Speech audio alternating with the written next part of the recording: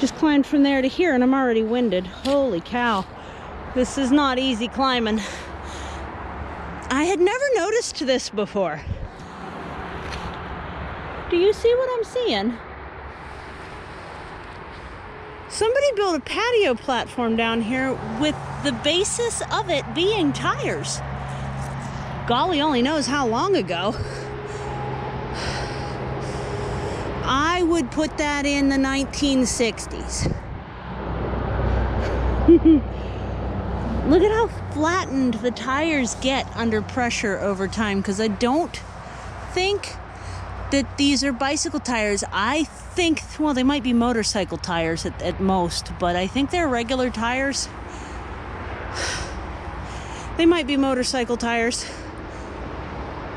But you can see there's typical cement, there's typical cinder block, and then underneath it, it does appear that the foundation was some sort of vehicle tire. So if it's from the 40s, those might be regular vehicle tires. 40s or earlier. Now, my neighborhood was subdivided in the 1890s. But these few houses here were a little bit later, like 1905 to 1910. So that would be the earliest we'd be going back with this, but isn't this a fascinating find? So that can last 50 years or so, I guess. Because even if it's the 80s, that's 40 years ago, and I don't think that's the 80s. I think that's at least the 70s at the most recent. And the only reason it let go, it would appear, is because of this landslide that we're experiencing over here. There's a 220-foot landslide drop, and a lot of it kind of like overlapped into here, and I think just the rumbling shook everything free through this section, but the trees held on, you know? As you can see, the trees held on fine, but it really looks like we have a couple of really old, like, tiered garden retainer walls. And there's another one up there that the rumbling of this letting go Thanksgiving Day a year ago, because, you know, happy Thanksgiving Day it is today, just tore the fascia off of both of these, because it was perfectly fine before. Wild, huh?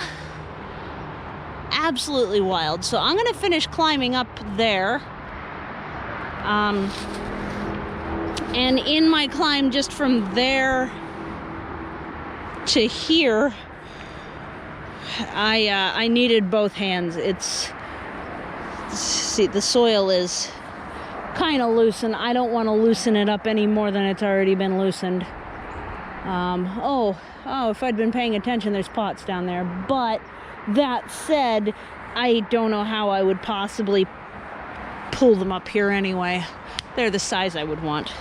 And that pop you hear isn't sticks underfoot, it's glass. And that's fine. I have really good workers' boots on with like steel shank soles and steel toes and everything.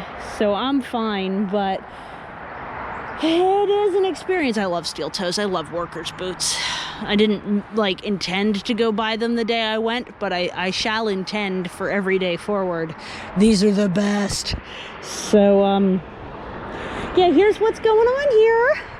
I'm a little stuck this far up the hill, and I'm going to finish spreading the rest of the milkweed seeds through this area here, and we'll be good to go.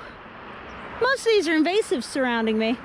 We've got Chinese privet, Asiatic bush honeysuckle, and this is the nasty tree of heaven that poisons everything around it. So the toxins that's releasing, the Asiatic species are tolerant to it, but our native plants are not. Luckily, the pokeweed or pilgrim's ink or whatever you want to call it, all around it, I threw seeds of that, and luckily it has taken like crazy through here.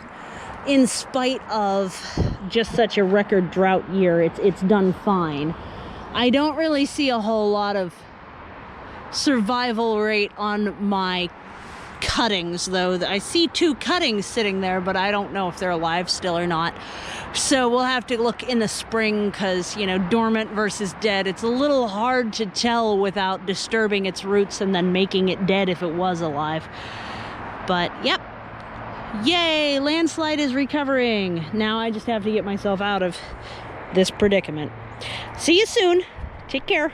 Bye.